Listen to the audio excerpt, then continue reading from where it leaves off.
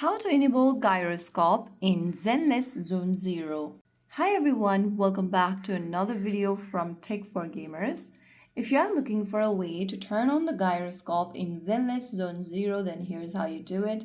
First of all, launch open the game on your device, and once you're inside the game, go to the upper left corner and tap the Me button. Once you're inside this page, tap on the Options. Inside Options, tap on Input from the left. Once you're inside this Input tab, go ahead and tap the drop down right next to Gyroscope function and tap on Enable. Once you select Enable, you can now get back to the lobby page and see if the gyroscope function is enabled.